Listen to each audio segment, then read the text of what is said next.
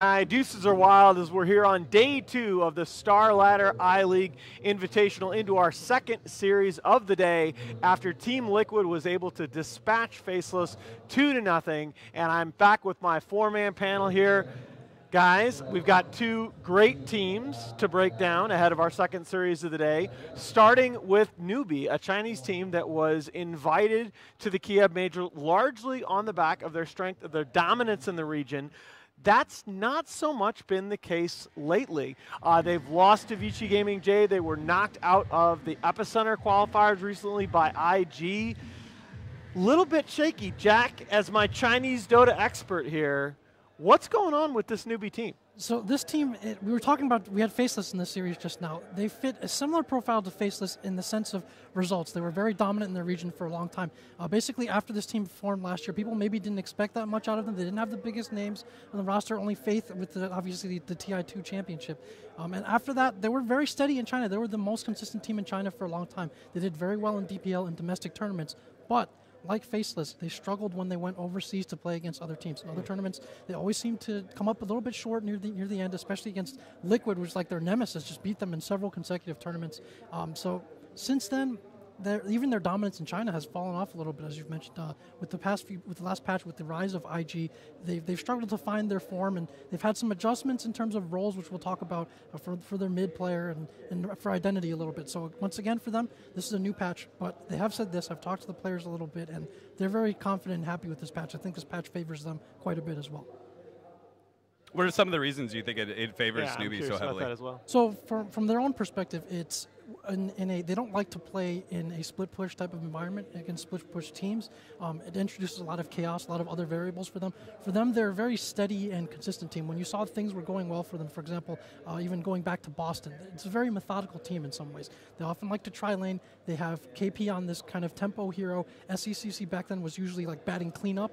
It would come in and deal the damage at the end of fights, and it would just be very methodical. Just one by one, they'd snowball into an advantage from lane. So you could see something like a Bat Rider in a Silencer, that kind of combo pick very early on. Just one pick off at a time, one pick off at a time. They just gather momentum from that. At some point, SCCC is enormous, and he's able to finish fights. With a more chaotic patch or a greedier patch, there's a bit more variability in how teams run things, and that didn't work out so well for them, and SCCC kind of changed his role and playstyle too. So various issues there. Specifically about that SCCC playstyle change, he was one of, statistically, the best farming mids in the game over a period of time. And more recently, they've moved him off onto more fighting, engagement heroes, and it seems like he's just not quite as comfortable. And in addition, it feels like they've lost confidence in some of Kaka's heroes. They don't run the Phoenix anymore, which I'm hoping comes back with this patch. And KP, when we saw Newbie last year, they were really showcasing his versatility. They would mix it up, run him occasionally on a Naga Siren. That versatility has not been in effect either. So a lot of things I feel like that they need to get back to, they were doing well. Yeah, he's got that kind of carry background as well, so for some illusion hero, something like Naga, for instance, you have that extra dimension that if they were using it would be helpful. On the other hand, like some other Chinese teams, they might be a bit slower in terms of adapting to new heroes or adding them into their strategies. For example, with the whole Abaddon craze during the last patch, they were a little bit slower to get on board with that, and other issues came from that. Also with like SCCC, as you mentioned, he didn't seem to play as well on some of these tempo mids. If he had to play Alina or something else, it just didn't look right. It didn't look in sync with the team. And Kaka, you mentioned as well, some heroes that he's taken some flack for his play on Earth Spirit. Heroes that often have to go in first and probably risk dying or messing things up. You see some issues with that. So team has to find their identity, and they're pretty confident this patch is good. I don't think that's the best Earth Spirit performances on Newbee. Also, I got a question for you. You always mentioned you want to see Chinese team picking like a mid silencer right now. Is it time to pull it out for a Newbie? I've seen it just in well, I mentioned that kind of just seen it as in pubs as kind of a lane dominating core. I'm not sure if they'd go for that with SCCC. Usually they emphasize some kind of mobility, the ability to be efficient and farm, and or back then when things were working to be able to clean up. I'm not sure if Silencer really fills that role for them. We might see them go back to more of those other staples, something like a Queen of Pain that checks a lot of those boxes, something like that. So they actually tried that. They tried that back at Kiev. And it worked okay for them, but again, I like Newbie best when SCCC is on these hard farming heroes. He's an excellent Ember, excellent Invoker. He had some just ridiculous numbers on Alchemist over a period of time. To me, they haven't shown that they're necessarily an elite team with SECC on these more fighting-oriented, engagement-oriented heroes. I wonder how the nerf lane change will affect their playstyle, because their offlane player was the one who was initiating getting into team fights on heroes like Saiyan King with big ultimates. If he can't farm, he moves to jungle, gets his Blink Dagger there, just at a decent timing, let's say 12, 13 minutes, and on Legion Commander, that guy really excels. Yeah, so what do you guys think? I'm a little bit ambivalent about Jack's assessment that this might be a good patch for Newbee. How do you guys react to that?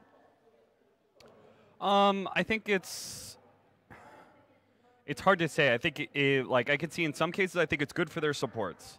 I think it's good for their offlane. I'm not sure how good it is for SCC. And because one of the things I liked about the newer version of Newbee is that while SCC was forced into these sort of tempo controllers, I did like the movement that they made around the map. I thought it was they like to play pretty fast, and I thought that was the rotations that they made were, I always felt they were very smart. I felt like Newbee, when I was watching them, I could see always a plan in action. And in that regard, I think like that's good because we see a lot of movement between these towers and stuff, but at the same time, I'm not sure how much farming you can be at mid. I'm also, I think U9 is just kind of like, he's fine. He's a player that we haven't mentioned yet, and I actually think of the big Chinese carries, I actually think his playstyle is possibly best suited to this particular patch. He's a very, very good sort of 1 or 2 item fighting carry. Yeah, that's right. He also played the heroes that are in meta right now. I mean, Sven was buffed. He played Sven before. He played a lot of Ursa as well. So I don't think he's going to have problems because he has nothing to adapt to. Maybe just add some Bristleback in it. As you mentioned, he's that type of guy, that type of carry that doesn't need much items. He moves around the map once he gets 1, even 2 items, and then just dominates from there. No, that's a good point about his pool, actually. If you go back to I think it's his days with Tongfu, when he was playing mid for a little while, he actually played a number of these tempo-controlling cores, like a Viper or a Razor, that I wonder if you might not see some teams experiment with in the safe lane.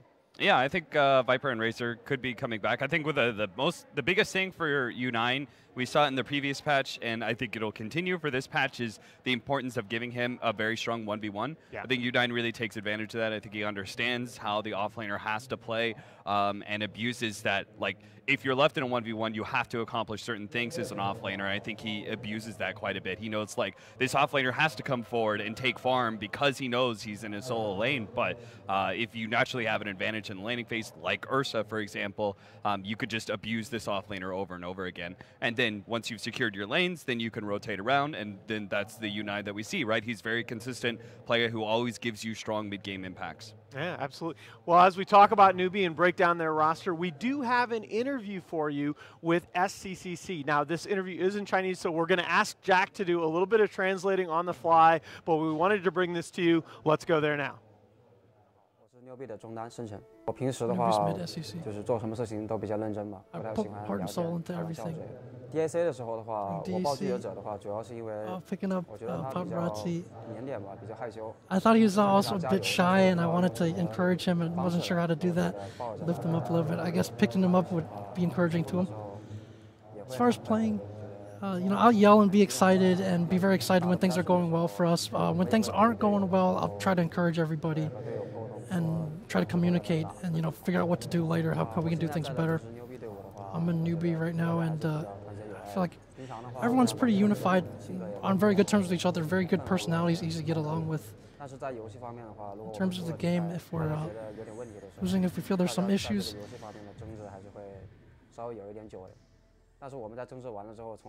we might argue here and there, but usually we don't hold everything in and just keep that to ourselves. We'll express it and just get it all out there.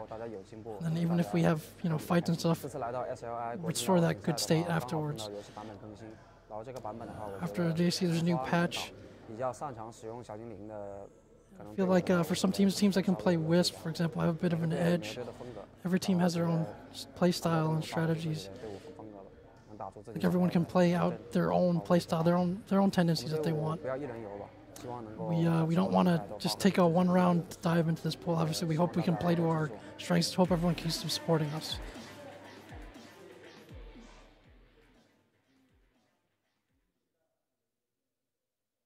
thank you to SCCC, and thank you, Jack. That's a great job translating on the fly. I really am curious. What's the perception of SCCC in the Chinese scene? Because he was putting up such amazing numbers for a little while. I thought he was ready to take his place among the world's elite carries.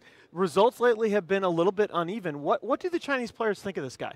Well, there's kind of this joke going around. I think this was mentioned during Kiev as well, that the order for placing blame, the 3154 meme, was obviously relating to Newbee and High Ground, that there was the order for placing blame on the players as well, where the two-position mid is never involved in that. So because he was prioritized quite a bit, what you guys mentioned about U9, like not only would they often go tri-lane or make sure that KP has a good start, which also sacrifices U9 a bit, but in terms of getting the farm and batting cleanup, SCCC was in that role. So you get a lot of credit in that role if your team is going well. On the other hand, if you're struggling a little bit, you're forced to change and things aren't going well, you're going to get a lot of the spotlight on you. If you've been praised to the heavens, then the magnifying glass is going to be on you a bit more too. So with the team struggling, with him kind of changing roles a little bit, there's going to be more criticism there. Yeah, I think that's only natural. Well, as we take a look at here Newbee's players, let's start actually talking a little bit about Vega Squadron. This is a team that has gone through some transition recently. They had Seneko leave a while back and brought Silent into the support position, but also much more recently lost their veteran offlane player Mag. He actually went to play in Southeast Asia, and they've replaced him with Afterlife. Now, Afterlife has stepped in, and in Dream League play, we've seen this team. They haven't missed a beat. They've made that transition very, very smoothly and are an early game, very aggressive team. What do you guys think about Vega Squadron's chances here today? After Afterlife on offlane, he replaced Mag. He excels on a hero like Legion Commander, even a Sanking. Overall, I mean, he's a known CIS player from before. I think the greatest weakness of this team is, I'll say, Silent's positioning, because he was the guy that was playing carry pretty much his whole life. So sometimes he tends to be more in front, seems like that he forgets that he is that support, especially that costs him a lot, especially when he's playing a hero that has a big cooldown, and he likes to play Warlock. So when he gets caught, they can easily take down tier 1, maybe even tier 2 towers easily with his death. It's interesting to me that even you view him as a support, because back when I started watching Prototype, when you were playing, he actually started his career as a support, but you still view him as a carry, because that's where he made so many of his big plays over the years. And yeah, that transition back hasn't been entirely smooth. I feel like his playstyle as a support, he almost needs to be like an Ogre or Spirit Breaker or something like that. Like, he needs to be sort of a frontliner, like a tankier frontliner that isn't punished when the enemy team goes on him. Yeah. Because I don't know, it's just like, I feel like the supports from Vega Squadron don't accomplish quite enough for them. I think Afterlife is perfectly fine as a replacement to Mag. I didn't hold Mag as like particularly high as the offlane pool, so I think Afterlife is pretty solid in that regard. And other than that, I think G in this patch, I don't know how he's going to do. I kind of felt like G was always best when he was taking tempo controllers and going from there. Okay. Well, you mentioned G. Let's take a look at what G and what he thinks of this patch. We've got an interview for you right now. Hi, I'm G from Vega Squadron. I'm playing mid role. In Dota, I like to play aggressive heroes and behave myself like a hero. But outside the game, I'm totally not a hero. We formed this team recently. We're not playing like a team for now, more like a mix of players, but we're working to improve ourselves. Besides the game, I guess we like fooling around, maybe go shopping together or this kind of stuff. I think we're like a usual team, nothing too extraordinary. Before joining Vega, I was playing in Empire for a little bit. Before that, I was playing for VP like 1.5 years. And before that, I guess it was LGD International in China. So it's always good to be back. I guess we started playing together like 1 week before this qualifier starts. So we got pretty lucky that we found our style that fast. And maybe some teams weren't just prepared for the way we're gonna play. I don't remember that these qualifiers were really hard for us. But I guess this tournament will be. The new patch is quite interesting, and I guess it's a bit unpredictable. It's really hard to guess for now how the game should be played and what should you do. Obviously, there are still objectives that you need to defend and you need to destroy to win, but basically the economics of the game changed hard. So I'm really looking forward for future games on the Star Ladder, because everything can happen, and I guess the team that adapts faster for the meta will have an advantage, obviously. Shout out for our fans of Vega Squadron. We really appreciate your support in our hard times. I hope that they are somewhere behind. Shout out to sponsors.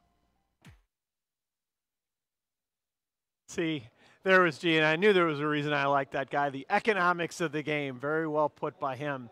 So I'm going to go ahead, by the way, Cap, and disagree with something that you said a little while ago. I actually think Vega is very well positioned in terms of their support play to do really well in this patch. I think Sioma, which is a guy that somehow we haven't talked about yet, is one of the more explosive supports from time to time that we see in the pro game. And I think he's going to have a very big impact in this patch. Yeah, but you think as a duo they're going to be able to accomplish that? Like Sioma by himself is excellent. 70-30%. In favor of Sioma against Silent, I would say. Sometimes I see Silent ending up with boots of speed and, let's say, just a medallion in a 30-40 minute game. Okay. Definitely the transition from back to the support role has not been completely smooth. Yeah, I don't want to go hard on him. Still need to give him some more time. But get it together, Silent. Let's go. Come on. He has some good makeup on. I agree with Lacoste's point. I got a chance to cover this team a little bit at Dream League over in Sweden. You could see that there are a couple adjustments that they had to make. Silent was something that you mentioned that really stood out.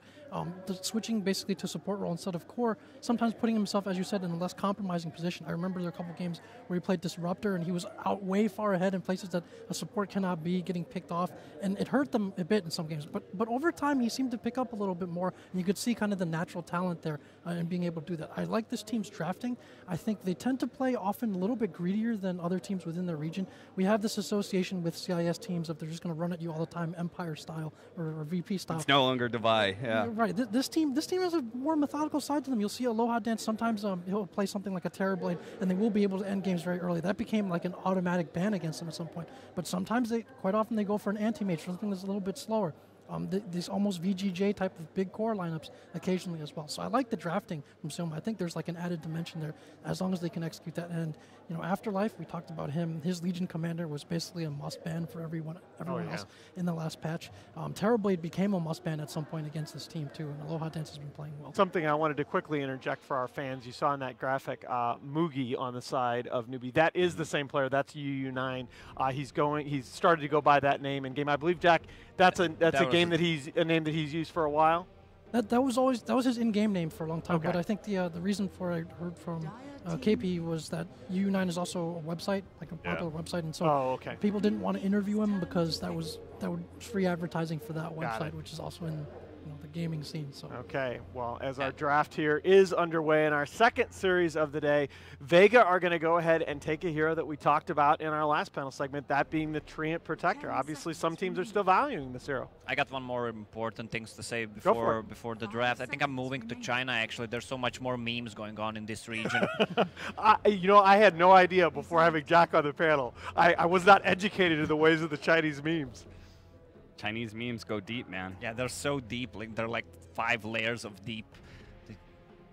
Well, Jakiro, wow. Where was this hero last patch or last match? I kept thinking like, you know, Jakiro kind of fits into this whole like it secures your lanes a whole lot better in the regards of Faceless, right?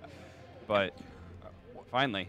Well, this may address one of the big concerns that I had for Newbee. They just hadn't been getting the same impact out of that support duo, and here you go, going back to the Jakiro at the top of the draft, taking a page out of TNC's playbook.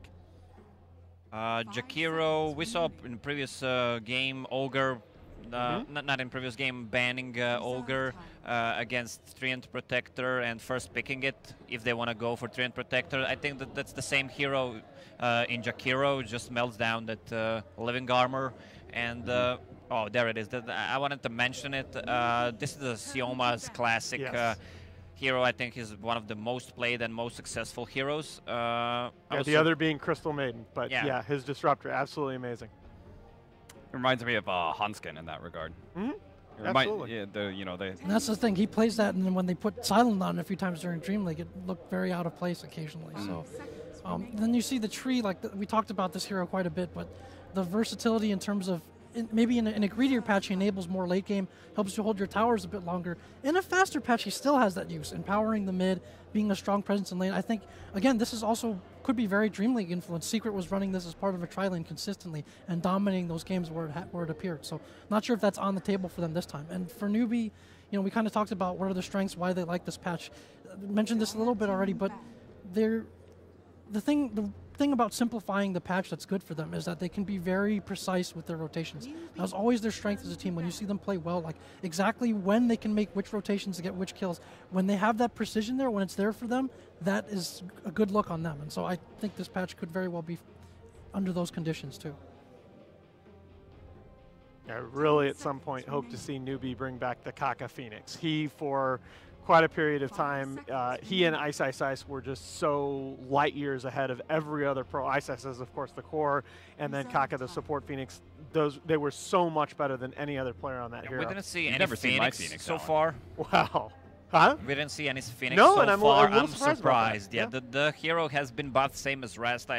Every single patch he receives a buff. You think part of it's maybe his level 1? Yeah, well, his level 1 is so bad that he doesn't do anything on level 1. It's like once you get to level 2 or 3, you're really good as a support, That's a good point. I think you have to have an immediate impact. Yeah, but the problem was with Phoenix that you need to move around the map, get some kills. If you don't do that, you end up being under-leveled, and with jungle spawning every 2 minutes, you couldn't even farm there. Right now, it might be a different story for him. No, but I think the laning problem, level 1 problem, is a big deal, and that to me means that he's a support that you have to take at the back end of the draft when your lanes are already stabilized. To go back to what you said about Aloha Dance, Jack, I was kind of thinking about it. In this patch, if Vega Squadron want to continue to keep Aloha Dance in a comfort zone of some kind, I think they have to always draft him pushing heroes. So it's like farming with a purpose, Like the Terrorblade. Has he ever played Lycan? He's not really a Lycan player. You have to go far back. Hopefully he becomes a Lycan player or is secretly or something like that. I feel like those kind of heroes are best suited towards his kind of skill set as a carry in this patch anyway. Wow. And there's the that's the kind of style U9 needs. It's really good because that also, we talked about this in the first game of the first series. That's a block pick as well, because Vega had been running G on Ursa in a couple of games that I called it Dream League, and it was devastating. I mean, he snowballed, and the other team was having to put so many resources into just locking down the Ursa.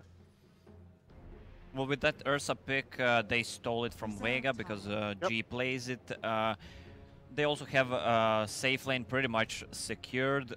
You can't send any melee hero, and they have a good setup. They can switch around with this Jakiro sanking. It can be offlane sanking, support Jakiro, dual lane Jakiro sanking. That's what I think Liquid introduced one time. Now with a Bet Rider, they need to have 2, maybe even 3 heroes on bottom, especially with a Bet Rider with a Treant Protector heal. Now, that's interesting because what do you think about this Batrider versus Ursa laning matchup? Because obviously the Ursa can bring down the Batrider if he gets close, but the Batrider has so many kiting tools. It's very favorable to Batrider. And like if you look at comparatively every other offlaner that has to go against an Ursa, Batrider is by far one of the best. So I like this pickup as long as you get 2 damage dealers out of your mid and safe lane. I think you've got a really good skill set here for Vega Squadron. I would like a tempo hero still for G mid. I think that, again, is kind of like, I want to see like tempo heroes for G mid and pushing style farmers for Aloha Dance. I think like that's how you kind of make this whole entire lineup work together. Vega has run Troll in both mid and the safe lane positions. I think that hero fits quite well with the lineup that we're seeing. I think this pick and or the co-op in that position, excellent pickup from Vega. Not only is this does this put it back in their favor a little bit with the Ursa and maybe trying to keep the supports home and from roaming as much, but also it's something that Newbee played very well and fits their playstyle quite well as well, especially if it's a slower patch. So I think that's a great pickup from them. And Queen, again, I mentioned like Queen of Pain is another one of those heroes. G has excelled on this recently, and it fits that kind of tempo point that they might be looking for. I don't think there's going to be any Queen of Pain against Kanka, Sanking, Jakiro. It's just a suicide. To go for it, I actually love this Kanka pick. Overall, the lineup of Newbee, they have good push, good laning phase, and pretty much their signature heroes as well. I just want to see how Kunkka goes in there. They have a good kill potential on the lane as well with that axe on the Batrider, especially combined with Ursa. Yeah, it's really nice because 3 of the 4 Newbee heroes you see, and they cry out for a Lifestealer pick. But then, Ursa. You don't want to necessarily be playing Lifestealer against Ursa. I think Troll and there is going to be the Troll, the only hero that you can run against Ursa at this point. Because you have to have a strong laner. You still have to have a hero that matches well against Ursa. But at the same time, though, I mean, Troll's going to have to get a BKB stat. There's just so much control. So much control for him. He needs a BKB, maybe just Yasha into BKB, depends how the game goes. I think Vega Squadron's way to win this game is that they always have to be the initiators. But that's hard to be able to achieve when you don't win your laning phase, because with bad laning phase, you're a little bit set back on your item timings, in which case the enemy team usually takes that 15-minute marker, and it's always hard to reclaim that tempo. You need like one really solid team fight to be able to get like the aggressive vision down and become the initiators and turn things around. So I see this as a very hard game for Vega Squadron to take control. Oh, yeah. I mean, this really is a brilliant draft by Newbee. You don't always have to ban the other team's heroes. If you look back, the cores that Vega has had success with, they've had a lot of success with Queen of Pain, they've had a lot of success with TA, and the 3-hero offlane and support combo for Newbee, it just punishes those cores so hard. You don't have to ban a TA here.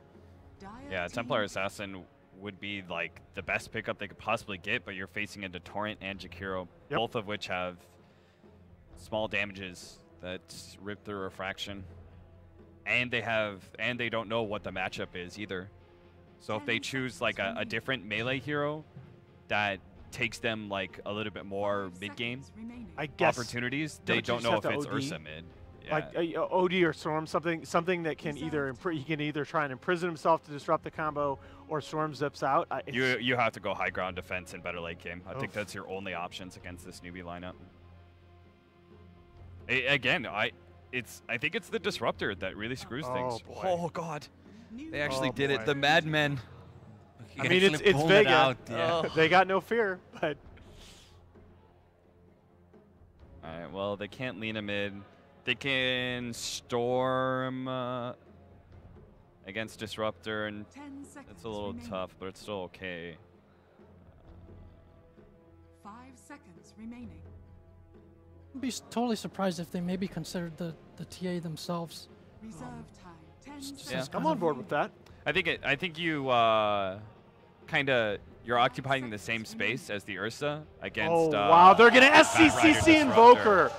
Oh man, I don't know that it's the best hero in this particular patch, but it is one of his signature heroes.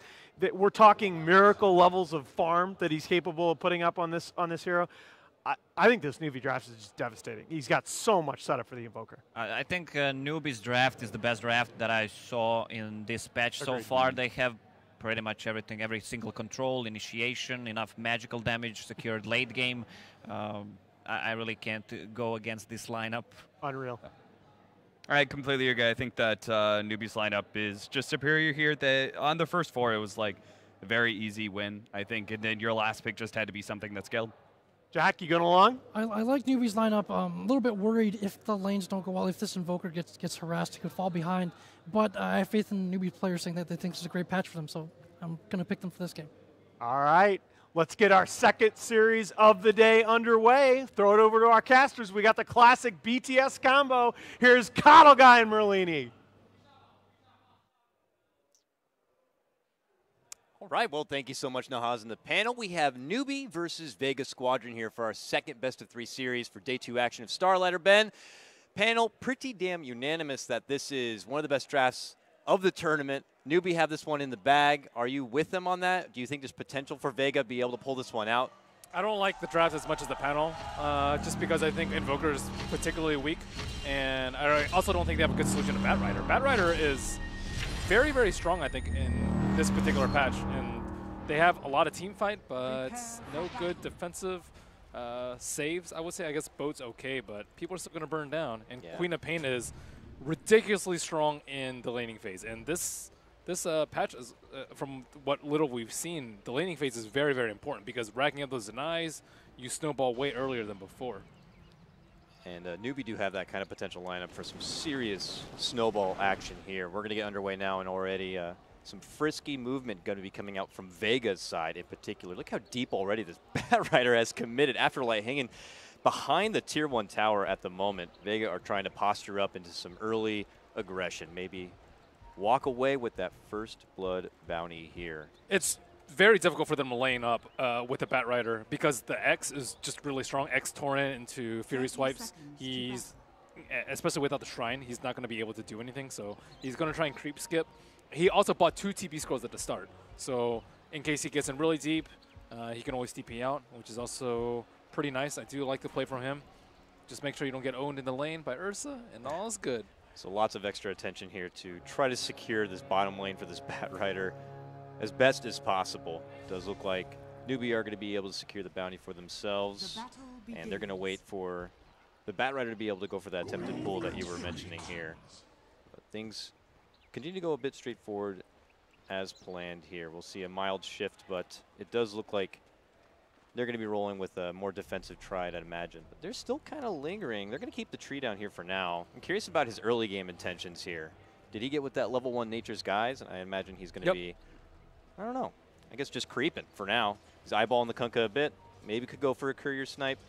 Vega just really trying to get the best out of this early landing phase. And as we see already, Afterlife was able to snipe up that wave. Kaka's trying to chase him as much as possible. Will swing and a miss on the Torrent, but that wave belongs to Batrider now, and there's that tree. He shows up, starts beating down SCCC, and actually secures the first blood. All right, then. Invoker's really weak in lane now. He doesn't have good wave clear, and later on, yeah, he has a ton of AoE with like the meatball and the blast, but early in the game, he just doesn't really do well if the lane is shoved in or if you need to push out. He can't check runes, and I think the days of him being a dominant mid laner is gone, especially after the multiple nerfs to Alacrity.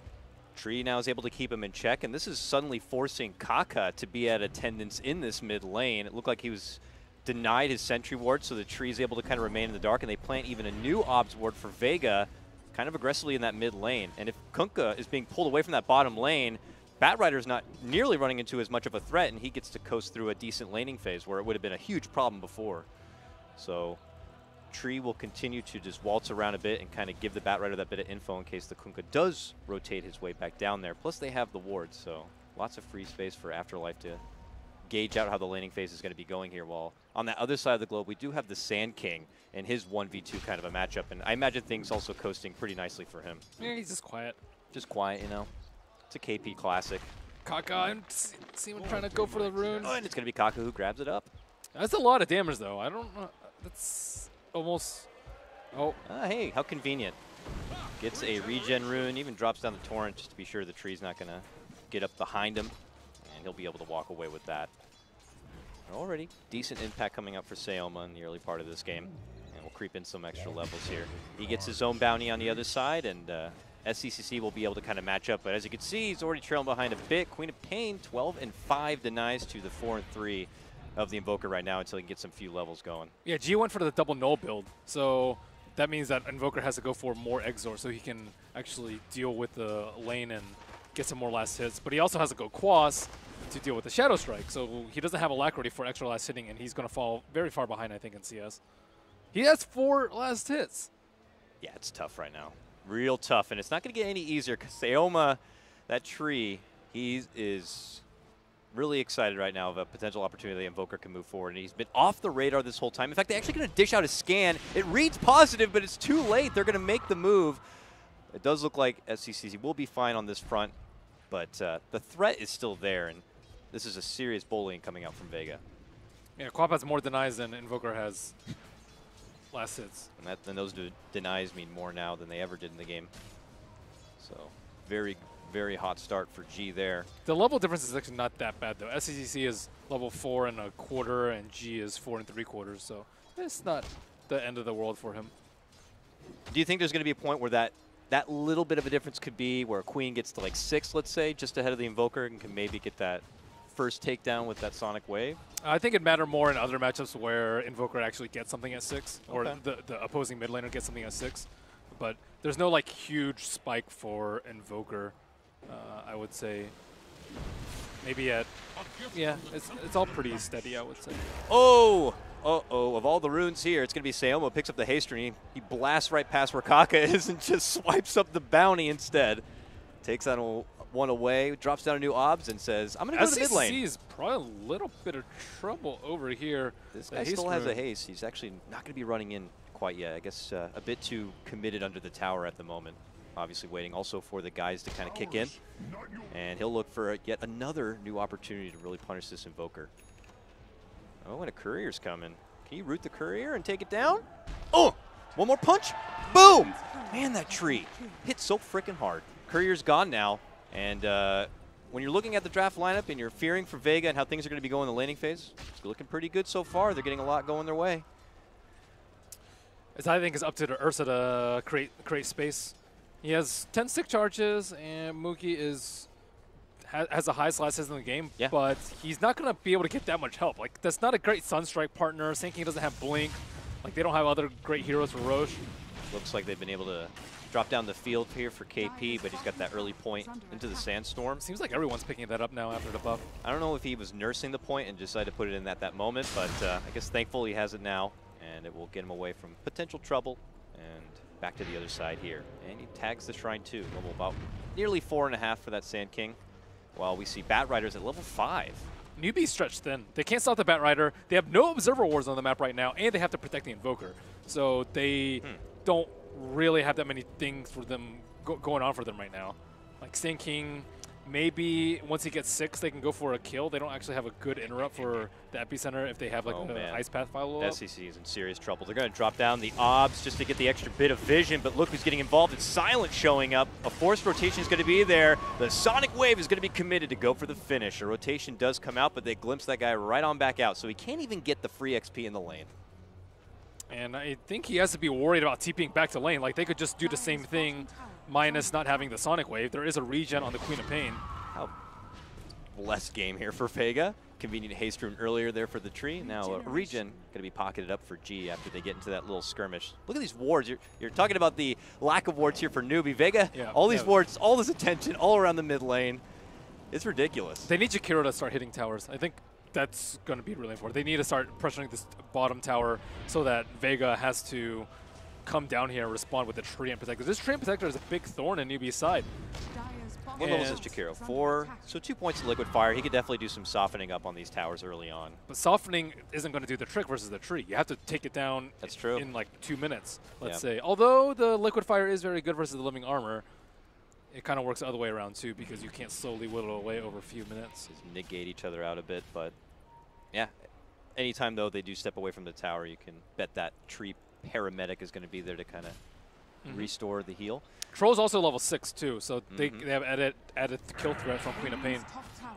Or added push tower. Yeah, so, and then he pops out the ulti right away to get some damage on the tower himself. An early glyph will be forced, but he may be able to chunk this down to close half of its life. But Troll's able to hold and hang here for now, so we're seeing Silent get a bit more frisky. Even now, starting to put some of his attention possibly back towards this mid lane again. Oh, and they get the Observer Ward in the mid, too. There's a sentry just dropped by Soma on the right side. And oh, you're they right. Can actually get over there. But I don't think Queen should blink up. Oh, Tree's maybe. coming. He's like, I'll gobble that bad boy up. They don't have vision up there. Oh, you're right. So we'll have to round the corner to deal with that one. And for now, Kaka will be the bodyguard of this rune in the meantime. Eaten. Yummy. Uh-oh. There's an X. A pullback for G. SEC brings out the forward spirit. The right clicks are coming, but Silent shows up too. Drops down the kinetic field. Kaka's able to make it out from that one, and Faith even rotates in on the action now. Maybe he had attendance in case something was to break out here, but Vega not getting too frisky at the moment. They'll still preserve a lot of their fighting potential in those level 6s for now. Any reason that they should put their attention elsewhere? Is it about time that they acknowledge the Ursa in the bottom lane, or are they fine continuing to maybe get some approaches on the Invoker and punishing him? The thing about the Ursa, he's very high in net worth, but he's very low on level. He just hit level 6. I think that the Jakiro absorbed a lot of experience. Compare that to Vega safe laner, and Troll is level 8. So he's not going to have that max level Fury swipes if he wants to go into the Roshan. He went for a 1-2-2 build with a stick, so his Vlad's is going to be slowed down, his Blink's going to be slowed down a lot. And he hasn't been able to get his tower. Living Armor is going to start coming out pretty soon. Haste pop by G in the mid lane. And he's got to be careful here a bit. Troll ulti will go out, but it's more for farming of the jungle. They're trying to smoke around Kaka. Okay. Level 2X, it's risky. 600 range during daytime with Living Armor that can come out after the Torrent. I don't know about that. Now they have help, and look at this. It's actually Silent moving in aggressively to get the pullback for Kaka. And it's just kind of letting him know we're here. And he has a reserve reward. He did let him know that, but they're going to be guessing. Maybe the tree's around, spotting him. Tree's still hanging around that mid lane, though. He might be able to get the courier kill. It is coming by. It's going a bit further north, though, and he'll actually miss the path. And conveniently went straight to Faith, it looks like. He was going to be dealing with that ward, so unfortunately that means that Tree's going to miss the opportunity, but he is currently watching over the shoulder, rather, of that Invoker. Do you see Jakiro's net worth right now? It's way down there. It's hard to see. Way down there. Yeah, he's been just walking around. I'm sure he doesn't want to be taking away anything from the Ursa in the bottom lane. He'd been kind of just tagging there, taking the XP. I don't know, was he not like pulling the camps and farming those a bit? It's tricky. He's been, you know, eager to get TPs in to help defensively, but not much to be the call of the action. Now, it is going to be a move on for SECC. They do have the Ghost Walk, though, and it seems like no detection there at the moment. Afterlife getting in on the action now as they make a new approach for Faith, actually bumping him a bit forward here. Seoma still stalking within those trees. Ice Path, as it will not get the catch onto G. Faith goes with that early point in the Ice Path, too, now. Oh, Faith might be... Smack him. Someone's thinking about snapping him. Oh, he doesn't want to do it. I think if the Troll ult were up, then, like, if he didn't use it like 5 seconds ago, they probably would have gone for that kill. That would have been an easy punch, leaf seed punch in. I don't know if it's worth killing him, though. You'd probably get, like, 5 gold for killing him. Yes, right. He is way down there. But it looks like he will have his life saved. It's what, 50 plus, like, net worth divided by 40 or something? Kaka's dead. Yeah, that was something. Was that something that was also altered recently? Yeah, it got changed. Yeah. So he'd lose like 60 gold. Yeah, already the lower net worth players were blessed by Ice Frog. Even in the patches before that they weren't going to be losing nearly as much for just being so dirt poor. Faith will get back into the grind right now, and Newbee form up towards this mid lane a bit. Maybe a call to action right now. Yeah, but we already have a Vega smoke on the other side.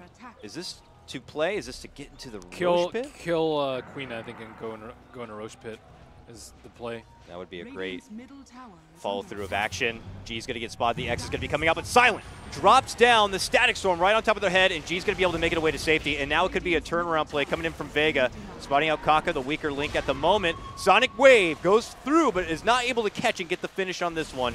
Vega may need to create some space and back up a bit. Meanwhile, on the other side, Faith lays down the Ice Path, gets good connection for Silent, and he's going to be overpowered here and taken out. KP will be able to pick up the last hit, and it is a 1-for-1 trade from both sides losing supports. He got the stick off right before the Sonic Wave hit, or right after it hit. But looks like Troll might be able to get this tower on top, and Newbee are lacking a lot of ultimates. No Sunstrike set up with the burrow. Troll trying to run his way out, but it does look like the Bear's able to get a grab on him. That's a really big kill for them. Yeah, they needed that. Troll had been doing his own thing that whole time, wasn't even really participating in that mid lane action, while Newbee pretty much had all hands on deck. Now the Troll will be punished for doing his own thing, and Newbee will take down the highest net worth in the game. He just got really enticed by that tower. Another smoke coming out from Newbee. It looks like they do want to get Roche off this Ursa with the Blink Dagger and the Morbid Mass. It's going to be tough. Seoma's there. He drops the obs. I don't think he knows that they have a Blink. He's coming around the corner. But Veil's now something done. Is funny. Sentry's down. They can't see the obs on the other side. Seoma peeks in and pings it out. They know this is happening now. U9 is a bit low on life. It looks like they've spotted the tree, and they're going to make their move. Burrow strike, and also with the Ice Path, they will lock him down with plenty of power. That's a great sacrifice, though, by the tree. Yeah. Now they can't do it. The Fury Swipes ran out on the Roshan. So. Okay, but they will get a follow-up support takedown, it does look like. Getting a hold of Little Silent right there. This is a pretty tricky point in the game right now. Vega can't contest Roche that easily because Batrider doesn't have Blink yet. He's close, right? He's going to have like 18, almost 2K gold at this moment. Oh, Mugi blinks into the Roche from the Shrine, and Tree doesn't really want to go in and just die again, but they need vision somehow. Stopping him is something Vega are really considering here. It looks like Silent's back and he can TP in. I'd imagine he has Static Storm at the ready for this one, so we could see Vega swing it all out, and even here comes Aloha Dance, but they catch him! Huge stun setup, and with the Ice Path 2, they unload a serious amount of firepower and just rock the Troll and the Batrider down. My God. Beautiful, convenient setup right there for Newbee in front of the Roche pit. As the panel mentioned, the Troll just has a really tough time this game. He can man fight the Ursa, but he just gets controlled so hard by everything else.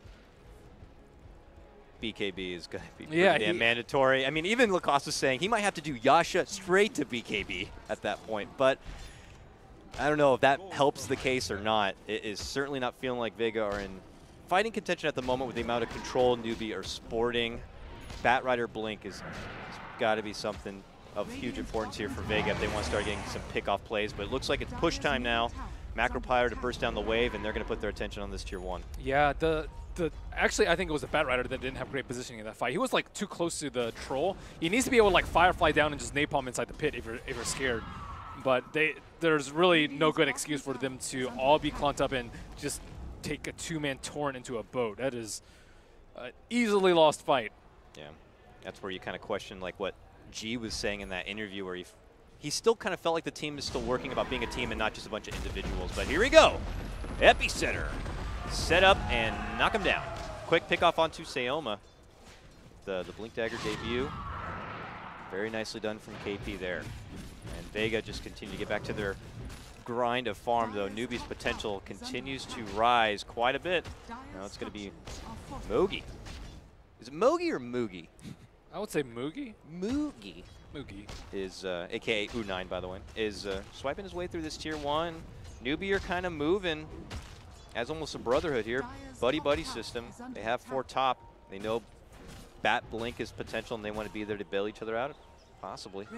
Giving little options for Vega to take fights. There's a tower down. Scans out from Vega. They're seeing if anyone from Newbee is going to be rotating, possibly defending that bottom tier 1. They will have no problems at all taking it, and they'll just settle for the trade right now.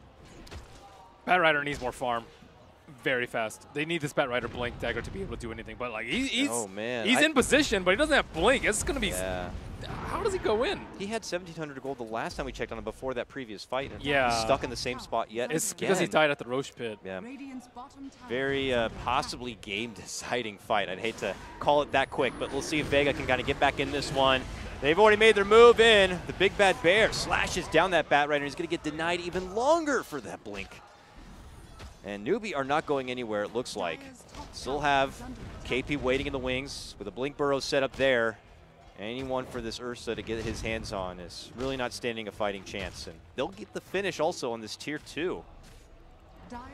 Yeah, they're just mowing down towers. The Troll is both troll teams are generally supposed to be really good at split pushing and countering pushes with pushes of their own. But this game, like, Vega kind of seemed undecided as to what they really want to do. The troll is dying, not really getting towers on his own, and the Bat Rider is kind of there to defend, but he doesn't have Blink Dagger. No one is also there to follow him up.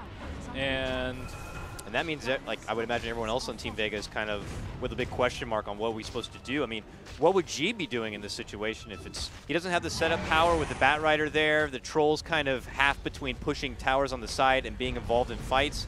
Feels like it could be an awkward situation for G and his Queen of Pain. Yep, this is... There's no one for him to, like, solo pick and go take it down.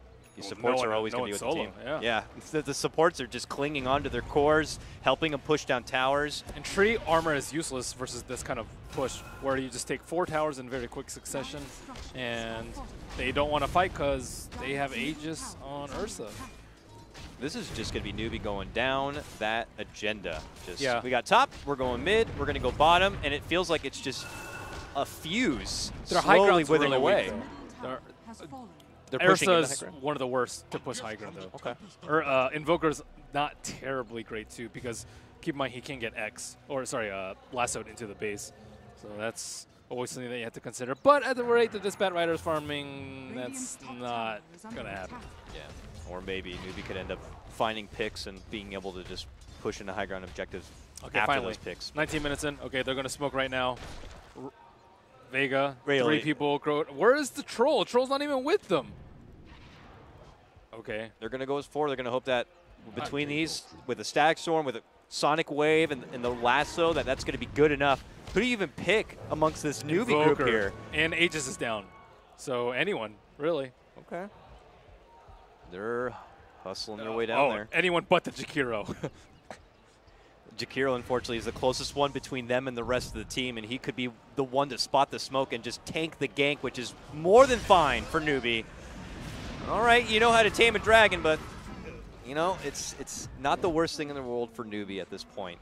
Vega will be awarded a successful debut of their Blink Dagger on Bat Rider, but it only delays the bottom lane push a little bit here for Newbee. They can go back to the grind to farm and get those next big items, which it looks like U9's going to be moving right into a BKB next. He's got it already slotted up. And I'd imagine for SCCC, how's his item progression going? He's almost at Scepter. 1K away from getting that Agnum Scepter complete. He's had a lot of SCCC time to himself. Yeah, after all that early game aggression, he got brought down a couple of times, yeah, but eventually Vega were forced to kind of ignore him, and we're dealing with their own problems. So now this Invoker is just kind of growing up pretty fast. Game still belongs to this gentleman here, though, U9 at the moment. And it looks like he's changed his mind. He's actually stepping away from the BKB, and he's going to be doing, like, you know, what Aoi did for a while on his Ursa. You know, when you have an Ursa, you don't have, I guess, a whole lot of good tower hitters, even though they do. BKB. He did finish it? Yeah, he finished it. Oh, he finished it. Oh, yeah. I didn't even see it in transit. Holy moly, that is a farm little bear. So he's got the BKB, and then he's going to get the Deso just for some extra tower assault, I guess. So some Ursas might not go for BKB because if you look on Dire side, there is a lot of anti-BKB. Troll with ult is okay versus BKB, Queen ult, Bat Rider ult, and Tree ult, but they don't have any damage through BKB.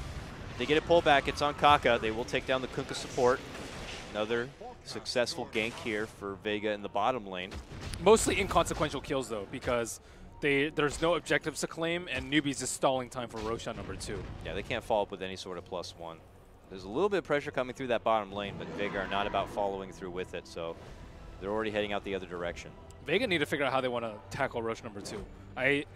With Roche #2 having cheese, it's very, very hard to give that up and feel okay with it. I think they have to imagine this scenario: Newbee just gets Aegis and cheese. They get the Aegis onto the Invoker, and then Ursa already has BKB, and then they have cheese. They can do a lot more. Then their high ground actually becomes strong because they have the items to back it up.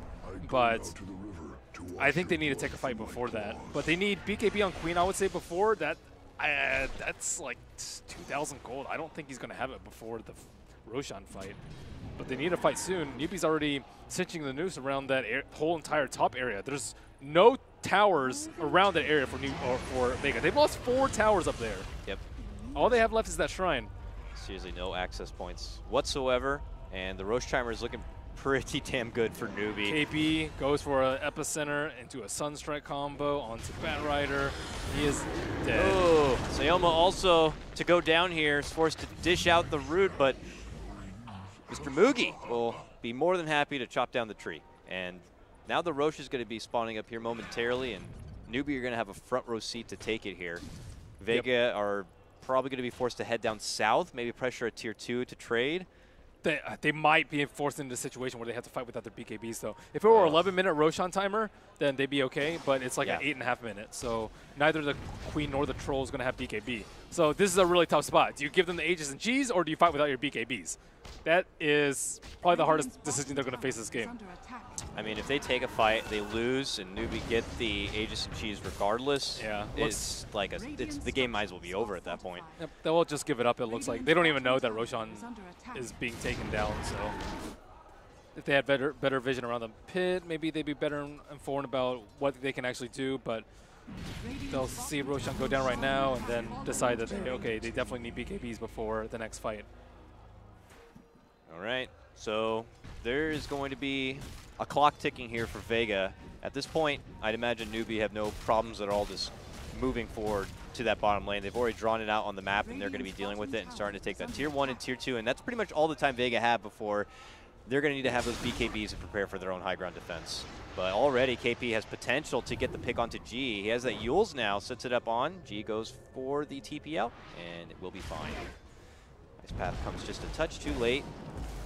G will make it out from trouble. Afterlife also being a bit of a nuisance here, really trying to stall out that clock so that these Vega cores can continue to farm. This is a pretty good creep wave cut.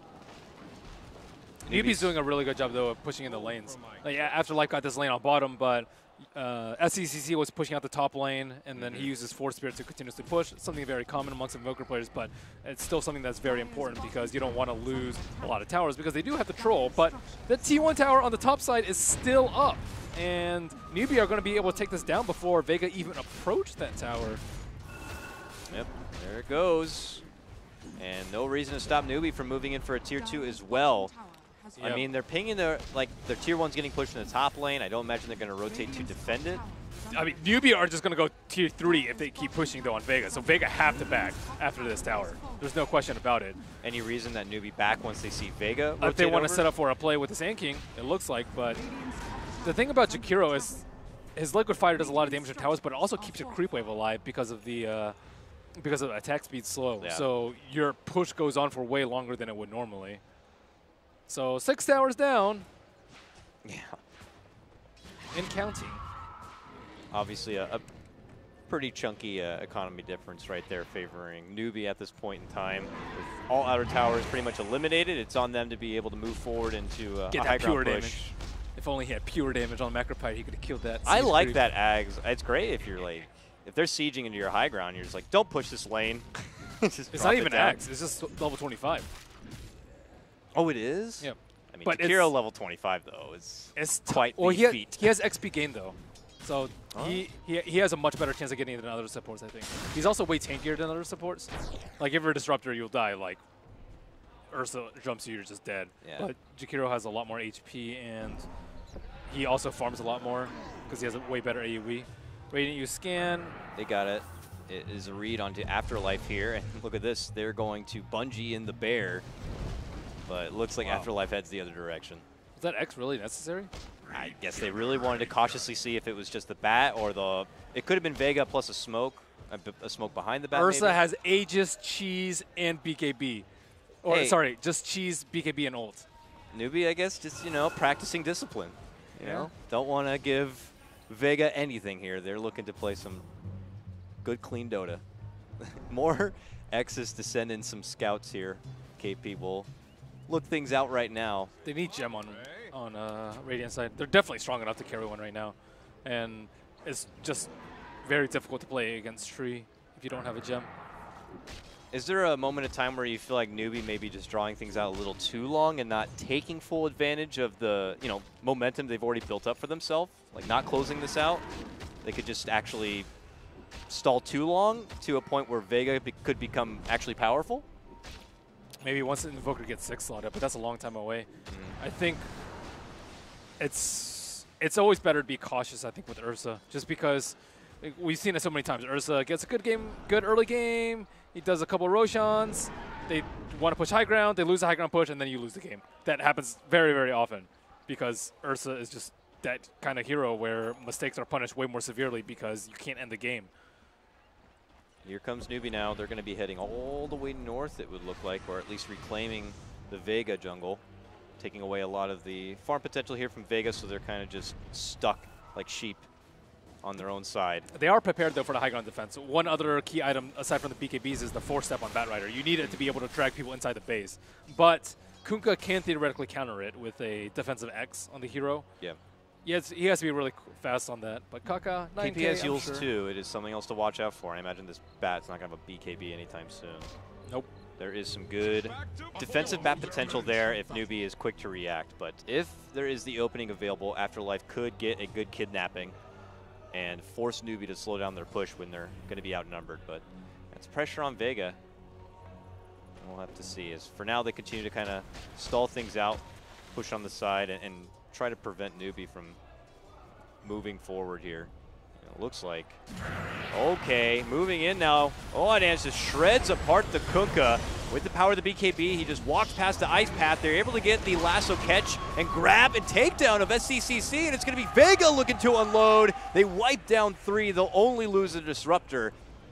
Just a sudden face rush coming in from Vega, one Newbee we're not prepared for. They do have the gem right now on the Sand King, but he wasn't in position to catch the troll with the Shadow Blade. So they were able to get the jump, and Vega hit that perfect timing right after the Aegis expired, and he got the lasso on the very key Invoker. So that's a big fight for them to lose. And without Boat, they get massacred in the fight. Found a great person to quickly take out of the fight. And whoa, the follow-up was whoa, there. whoa. Shifting over and back. Bit of an awkwardness there. If he got rooted right there with the Treant Protector hit, he probably would have died, especially with 1 or 2 patches. But, I mean, that's...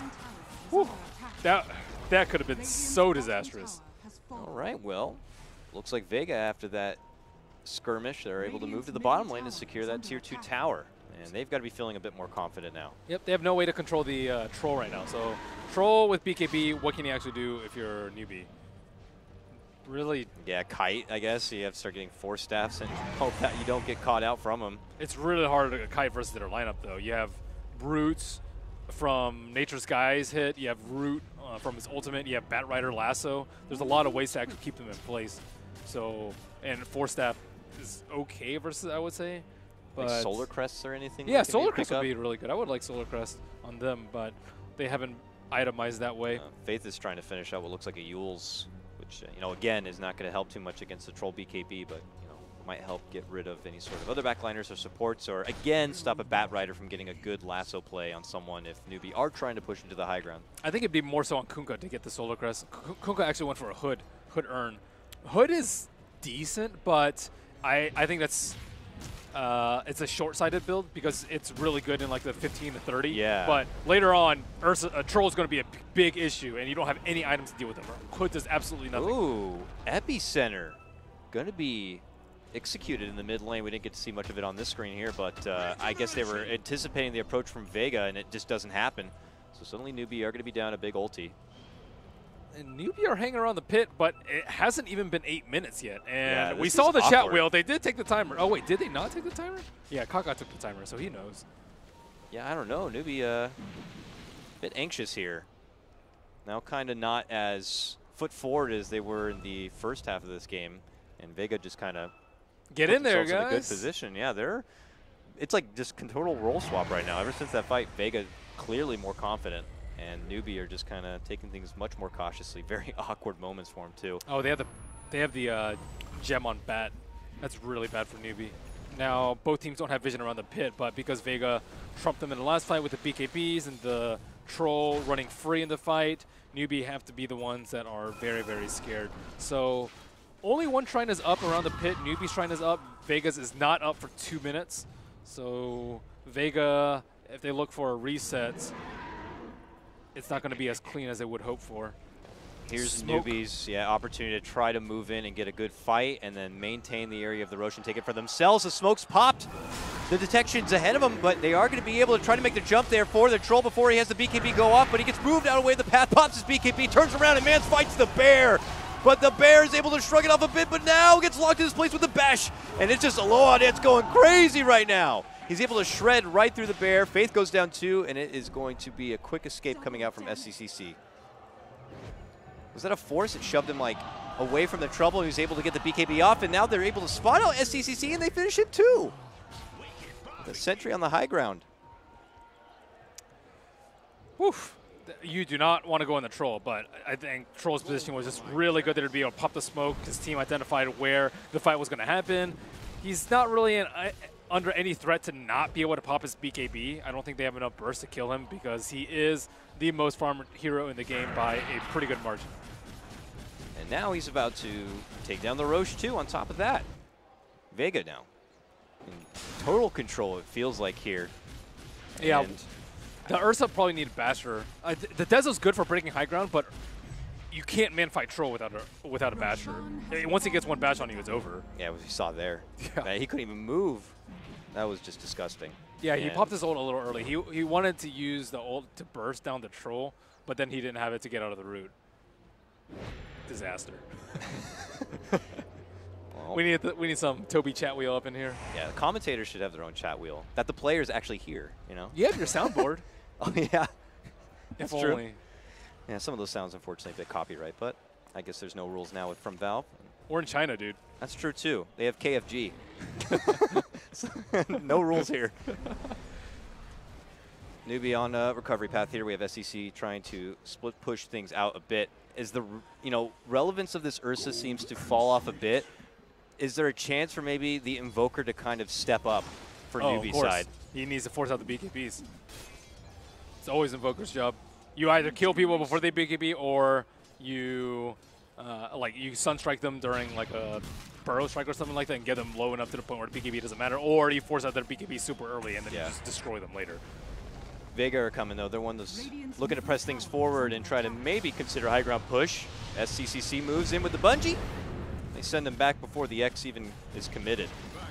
They will get the finish on tier 2, and then suddenly it's going to be a jump in from Afterlife. The pullback's there. They quickly stop him in his tracks, and now it's going to be Mugi looking to go in, and he gets the finish. Meanwhile, running on forward is going to be the Troll. He is doing work onto the Invoker. He's trying to run out the other side, and he will be fine. Now a new approach from Newbee. KP gets the stunt, but the Troll gets a living armor and is able to run clean away.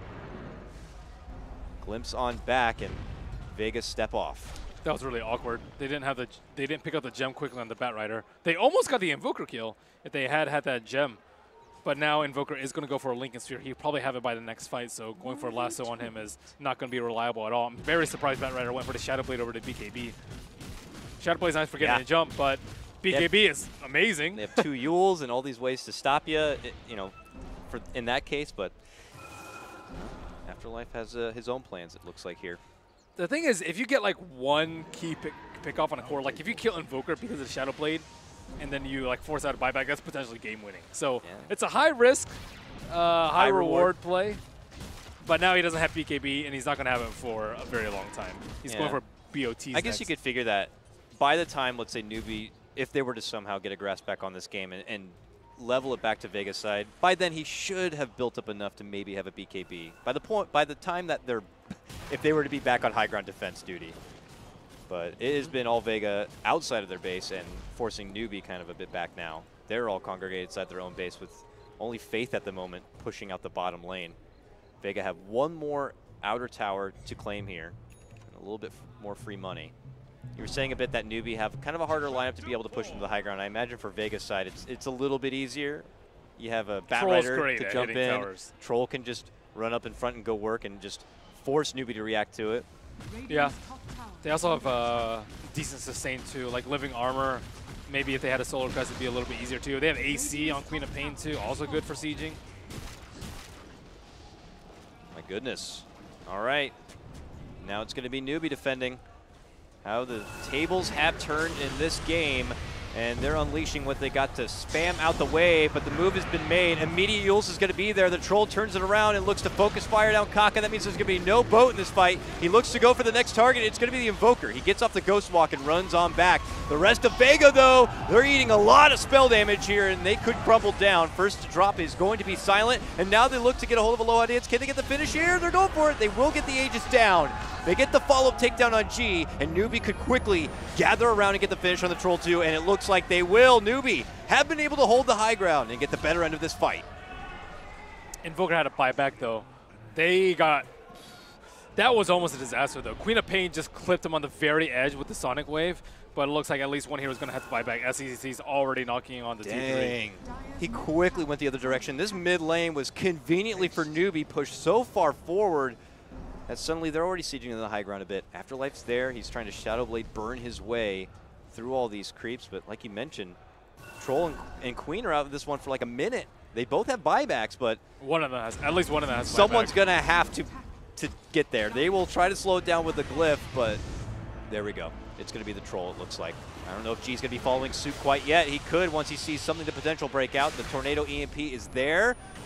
And the Troll's got to get back inside. He has no more mana to work with. Still no buyback coming out from G. They're going to vote on forward. There's the buyback now coming out. Vega realize they need everyone at attendance to fend off Newbee, but once Newbee see it, they want to run back the other way. Oh, no, no glimpse. Oh, my God. He almost died to the Forge Spirit, the tree.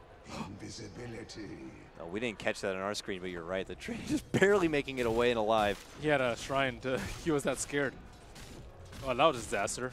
Newbee now take a huge turnaround fight, force out 2 buybacks, and this game is almost back even in terms of net worth suddenly.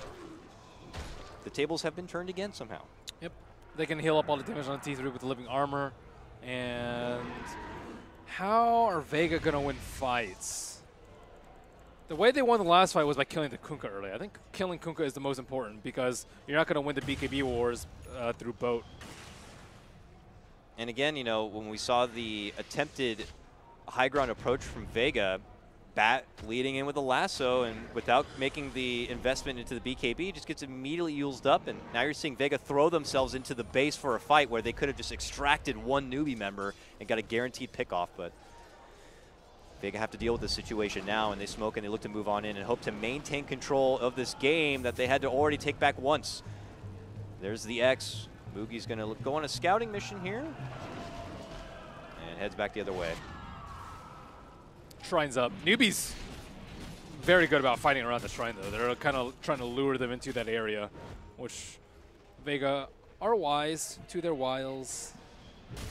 The Queen of Pain, maybe once she gets level 25, she can actually frontline.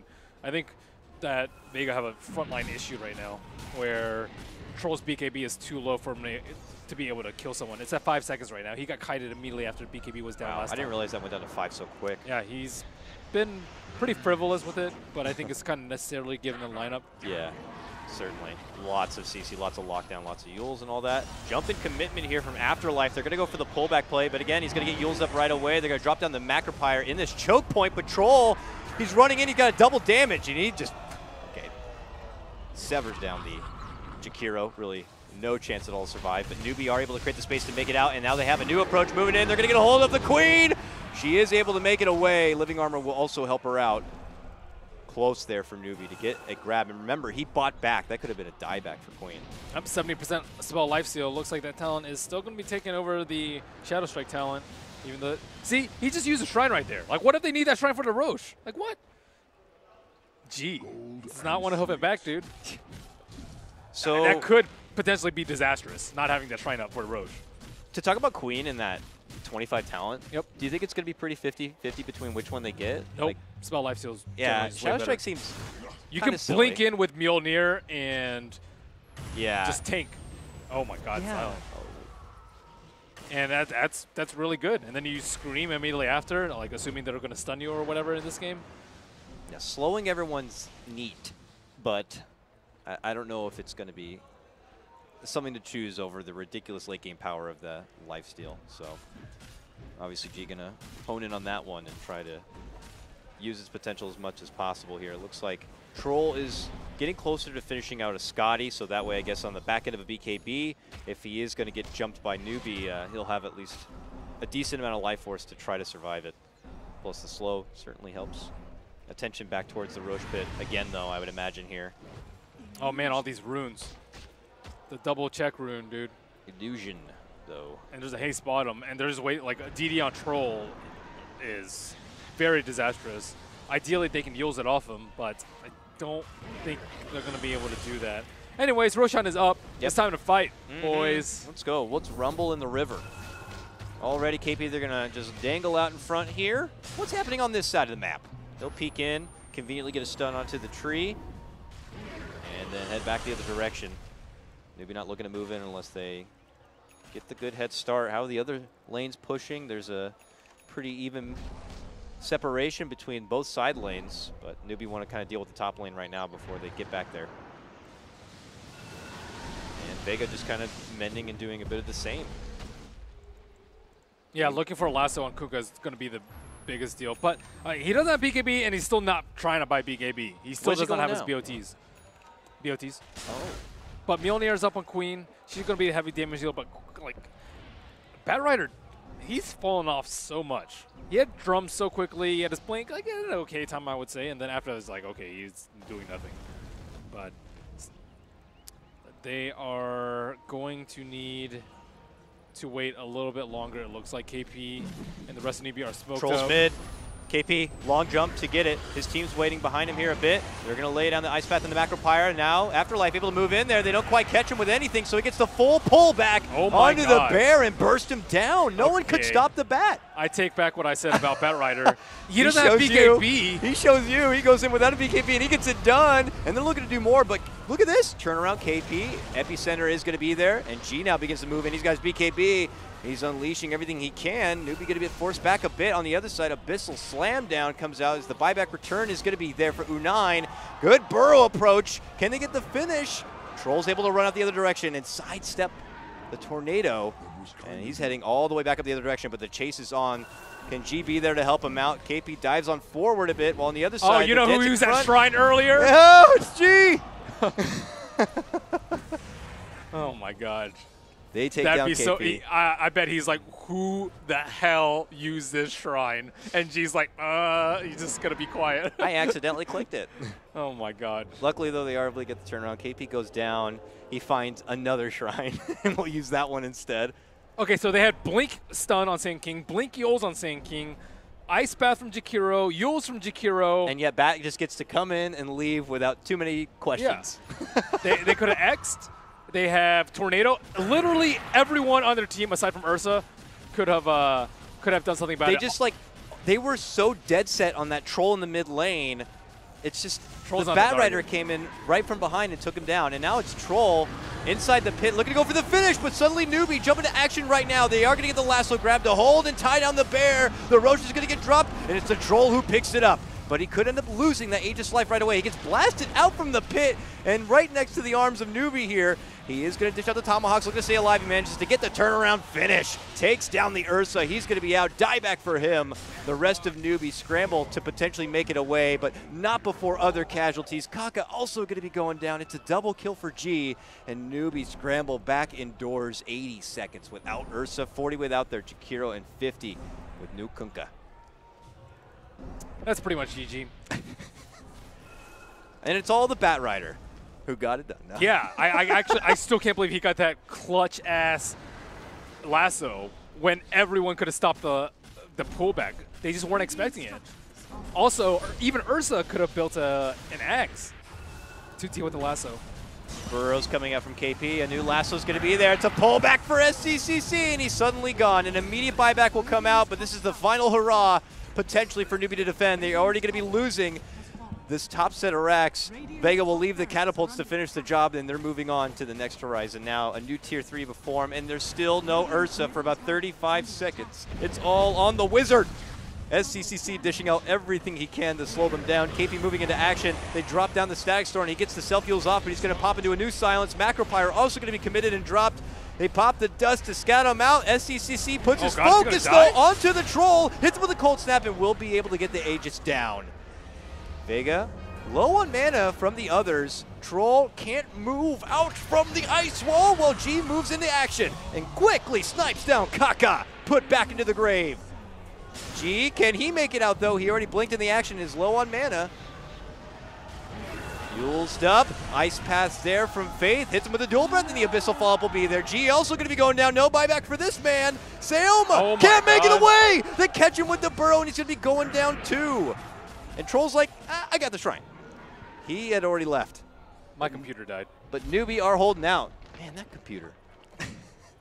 Yeah, Invoker, I thought they were just going to be able to end the game with Ursa down, and they still had the Aegis on Troll, but no BKBs. And Invoker loves this part of the game, where he is max slotted and he's there's like, no BKBs. Fountain heal shrines, cast spells, go back, get more mana, cast spells. And it's just constant spam. And without that kind of magic immunity available to him anymore, Vega just ate so many shots. Plus, they already dished out a lot of what they even had to offer, so they were super low on mana. And the stars just happened to align for Newbee. This game has been super wishy-washy for both teams and very back and forth.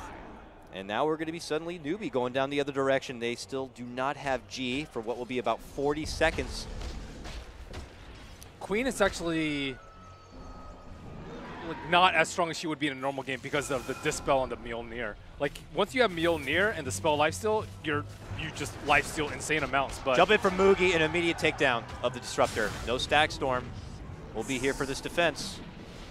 What level is he? Oh my goodness. He's up so quickly. Macro Pyre. Mugi moves in. He wants a tier 3. There's the Troll Shadow Blading on forward, and he's looking to man fight here with the Troll ulti, but he gets hit right away. Has to step out the other direction. Not looking to commit a BKB too early. Now the lasso grab pullback onto Faith. Faith will get himself Yules, but Shakira's going to be going down. Not a juicy kidnapping there, but enough to fend off Newbee and allow G to be able to make it back into action. Yeah, the base is actually not that devastated. Yeah. There is still the T3 up in the mid lane. So only one set of racks after what looked to be utter catastrophe for Considering Newbee. The turnaround from Newbee, it's still a pretty heavy-handed net worth advantage right now for Vega. Yep. And now all their heroes are up. Important. So what's Vega's plan? Go back the other direction and push in, or is it wait out for the Roche? They lost with the Aegis. I don't think they can just push. They lost with Aegis and with Ursa down. That is pretty much 6v4, I would say. Yeah, Ursa respawned close to the tail end of the fight, but they still weren't able to close out the game. I don't know, maybe Vega or Ballsy are like, oh, and he has BKB Afterlife, finally. if you get that lasso on Invoker, he doesn't have a buyback. He has a Lincoln's, though. It's not very easy. Pop it with Force first. Ideally. Yeah, it'd be really tough. It's very hard to do so. Very because they're likely just going to throw the boat immediately as soon as the lasso comes out. Yep. But, yeah, it would be good. It's going to be too tough, it would feel. I would imagine Newbee are going to be granted the time to be able to wait out for that new buyback to come back for SCCC. Oh, get Rapier, Troll. You have the gold. I know you want it. Are you serious? I know you want it, Troll.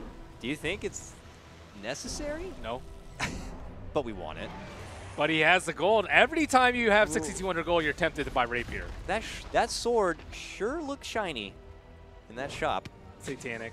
Satanic it is. All right, all right. It gives him almost pretty much a new life. Yeah. I mean, if he somehow is able to get it off and he's already going crazy. It's really hard to attack though versus the Invoker. The Tornado and then Blast and then Ice Wall. You get kited so much. And they have all these like Yules plus Ice Pad, like Yules into Torrent, Yules into Sand King Stun. I don't actually think he's going to be able to Satanic lifesteal that much, but it is much safer than Rapier. We've seen crazier already in this game between like the cooldown of spells and opportunities for teams to move in and out without too much trouble. Somehow, some way, if this Troll is able to kind of get the opportunity to maximize that Satanic, maybe before or after Newbee dish out all of those spells, could grant him a new life and an opportunity to close things out. But Newbee, very defensive right now, watching from indoors and scouting out the Roche pit when possible on its return. Vega just trying to keep all the lanes at the doorstep of Newbee, so if they have to double back and go for the Roche, they could do so safely. 8-minute buyback cooldown so long. Yeah.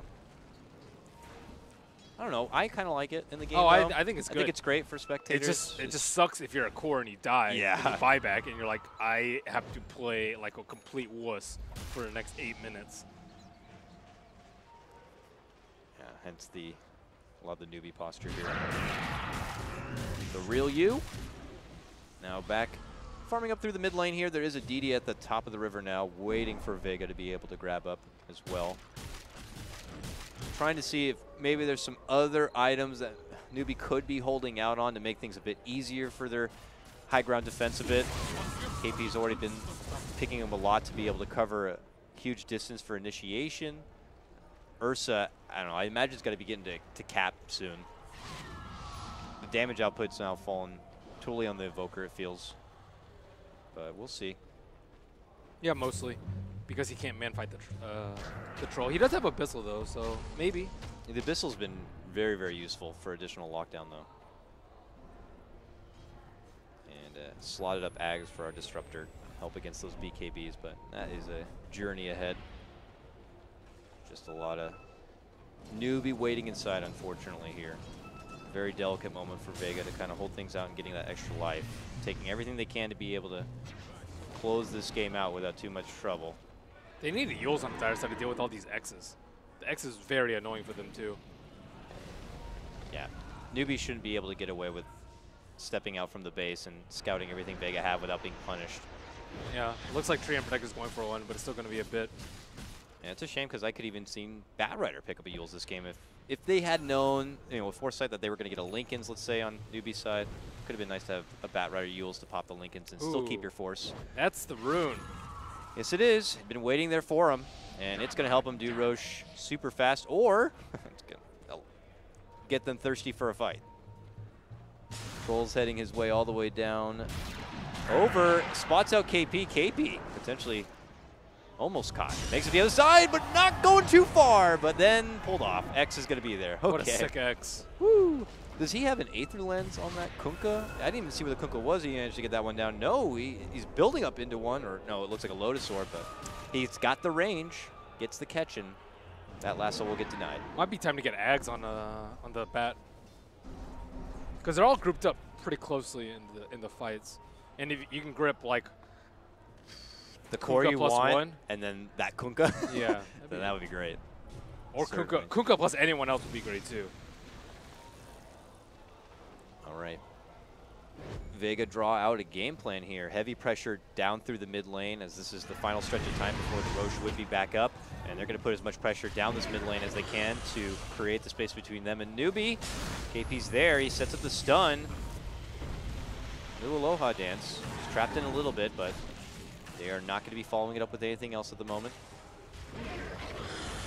There's still that one Observer ward close to the pit that Vega needed to ward. Troll is close by, but Batrider needs to be closer to there for the gem. He's top, dealing with the pressure there, but we'll have to eventually shift that direction. Oh, he's going for Scythe on SCCC. I saw him have the quick buy on Octarine earlier, but looks like he wants to. It's more bursty control, like you can chain your control more often, but your second round of spells is gonna, like, once you force out BKBs, you're not gonna be as strong because your cooldowns won't be up as fast. Stun here from KP. He had already been X'd up. Bungeed on back. They actually conveniently catch down the Troll. Meanwhile, Silent quickly obliterated as the Troll was locked in his place. Just a nice hit and run right there, and it's going to be Newbee with the numbers advantage. KP in and right back out, while in the mid lane, they get a good setup here for the tree, and they could suddenly get rid of the support staff. The follow-up lasso's there, but the bat's trapped inside. G's looking to make his move in and trying to go for the finish of KP, but KP gets the Yules off and avoids that trouble. G now suddenly was short on mana. The Troll is trying to scratch the back of the bear, but can't get enough done through that ulti. The Torrent's going to be going out. G's now the one in trouble. The bear doesn't end up going down. G's trapped with inside and finally gets popped. Good tornado, gets the catch onto the tree. KP comes on in from the backside with a good epicenter. Will help them get the finish and the takedown of the tree. And now from SCCC, gets the focus onto the Troll. Evaporates all of that mana. And Troll is going to be forced to waddle through the other side. G by his back into this too, but the fight's already done. What was the response to Ursa buyback? So buybacks from both sides, and no one comfortably able to just move into the pit and follow it up with that. They both take hard losses there. They really need a Yules to deal with the X, though. It's crazy how much KP is able to get away with because of the X. Yeah. A tornado onto the bat as he heads to the other side. They're going to catch him with the burrow, and the combo coming out. The Invoker definitely blasts him out of this game. And now they're looking for a new approach, looking to go for Mugi before SEC can come around the corner. He's fending off a lot of the damage. The Static Storm going to be dropped right on top of the Invoker, but he steps away from it, turns around, and begins to go to work onto the Troll. They slash him from behind. He's going to get forced on forward. He's able to get off the Tomahawks and tries to get a hold of Kaka, but now he's surrounded, and he's getting kited down. The Sheep is going to lock him in his place. They are able to get the finish onto U9, though, who is out for good. So if they could somehow take down this Invoker, it would be a huge boost for Vega, but he slips out the other direction. Meanwhile, though, G takes down Kaka. He's out, no buyback. And Vega quickly go back to the Roche pit here. All these heroes have mana issues because of the EMP. EMP. What a spell. It's been doing a lot of work. And now Vega are going to get the Aegis here. Can they close this one out before U9 is able to make it back? Kaka 90 seconds is a really long time. I thought they were going to be able to do it with the 80 seconds last time, though, Ben, and yes, they couldn't. So let's see what SCCC can do to somehow still keep this game alive. He's got about 5,000 gold banked up. I imagine he's got his buyback available to him now. So they're going to have to take him down twice like the last time. A move in. This time the Bat does have that BKB, and he's able to get the pullback on KP. KP does have a buyback, though, and he uses it right away. Now the attention is going to be on the tier 3. There goes the Glyph. They're trying to creep on in. There's a Burrow. Gets the connection onto G. SCCC tries to focus down the Queen of Pain if possible here. She does not have a buyback. Tries to go for it, but then that's when G pops a BKB. Looking to make his move in. He tags the Shrine and tries to heal on up. SCCC makes it the other direction. Tornado's a flying here. But look at G. He's been going to work onto the racks. It looks like they are going to be able to clear it out.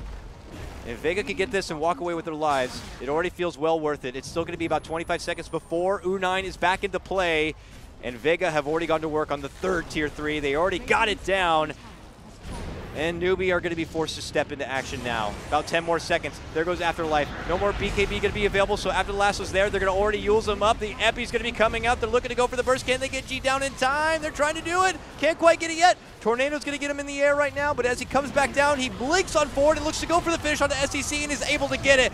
Now the buyback's going to be forced out now. They will get down the Queen with that first life and then get the setup on the tree. Now they wait the return of the Queen of Pain. SEC waiting for the blink on the way back, and there it is. BKB's there, though. They're waiting for it to end, and they got him with the Sheep. Reminder, there's no buyback here for G. If he goes down, he tries to blink away, but they suck him right back in. And they take him down. Aloha Dance, eyes on a prize, though. Got Megas a long time ago and peaced out. Yep. All right, Newbee. Down the mid lane. Everything you got. Because Vega already got what they wanted. I think they can actually do this if they push right now. I think they have enough control for the Troll. All he has is 5-second BKB. They have Hexes. They have Mass Stuns, Ice Path, Torrent, Boat. Like, it's just ridiculous how much they have. They're trying to slow him down along the way, though. They already get the lasso pullback, but Troll can't quite finish it. If they can delay a bit here, they're forcing Newbee to just chase him out on the side, and now Newbee are like, we got to get back. We got to get back to the mid lane. They got to get pushing. Still have 80 seconds before G is back. U9 did have to go for the eggs, after all. After that one death, he's like, I need eggs. It feels like for a lot of these heroes, him and the Battle Riot, it's like we eventually had to round back for those items. And here we go. Newbee have to go all in at this point to stay alive. They are down nearly 30,000 net worth. They're going to try to move in and go for the immediate finish. They will get the Bat Rider down, out for 2 minutes without a buyback. No lassos to fear. G still needs 50 seconds. The tree is back now. But this is all on the Troll. And forget the Rex. They're going for the tier 4s. They have to. They have to, and they're going. Troll is getting hit hard, and he only has 5 seconds of BKB. We watch the split screen as the tier 4s are also going to be in trouble from the side of Newbee. Newbee are the team moving in, though, and they're looking to blast them down. KP in a lot of trouble. He's trying to stall him out. They're moving in for the tier 4s at the same moment. Can they get it down? It's about an equal pacing here on both sides of the base. Troll rushing in, trying to go to the finish on Mugi. Can he get it done? Mugi pops the ulti, and he's trying to slash what he can. It's the Shrine in trouble from Newbee, and it looks like it's going to be Vega who are going to get it done. Newbee can't quite get it. They fight with everything they have, but it's just not enough. Vega clinch it and keep it. That stalling at the end was pretty clutch, too. Yeah. Like the lasso, yeah, they didn't get a kill in the mid, but it bought them a good 15 seconds, I would say. Maybe even longer than that, that ended up giving them the fight. Vega, a little bit of questionable item decisions, not getting the BKB early. Yep. What else did we see? I guess they also didn't get Yules to stop the X plays from KP. Yep. No Ags early. He went for Deso. I think that's fine. No Basher early. It's just a really tough game for them, though. It was an incredible, crazy game. Very back and forth. I thought Afterlife was like, oh my god, he's going to do nothing now that he doesn't have BKB, and then he gets that one lasso on Ursa that just completely blows the game wide open. That game was for Newbee, and then went to Vega, and then went back to Newbee on the defense, and then went back to Vega again. It was quite crazy. I'm very anxious to hear what our panel also thought about that game, number 1. So let's go ahead and throw things back over to Nahaz and the gang.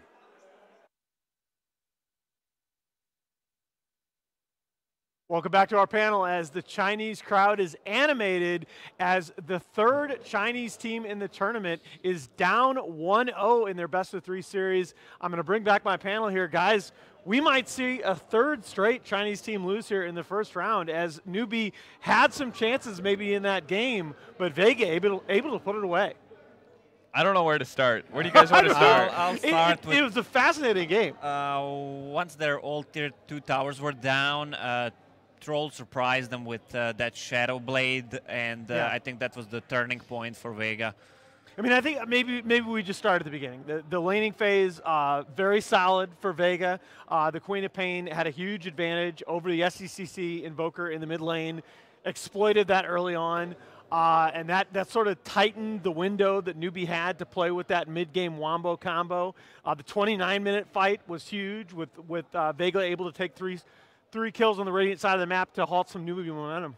I think a couple of things is that we talked about how Invoker is not really favorable for this patch. I thought that that they had such a good lineup that they would be able to make up for the fact that Invoker was just going to get trashed on mid, and they would be able to get these Sunstrike kills. But I think that that's actually not the case. That it really does matter that the Invoker is going to get trashed in his lane, and you're not going to be able to make that kind of easy recovery. And that already sets you off to a very bad start. And then on top of the fact that I feel like I overlooked the fact that I don't think I'll ever bet against a Train Protector if you don't have a very strong, if you don't have a Sven, if you don't have like extremely better late game, if you don't have the better late game and you don't have one of like the Sven, Terrorblade, Luna, SF, like one of those heroes that definitively pushes high ground, then I'm always going to predict against you, because even like Vega did a good job at being able to come back in that game, but it was actually so difficult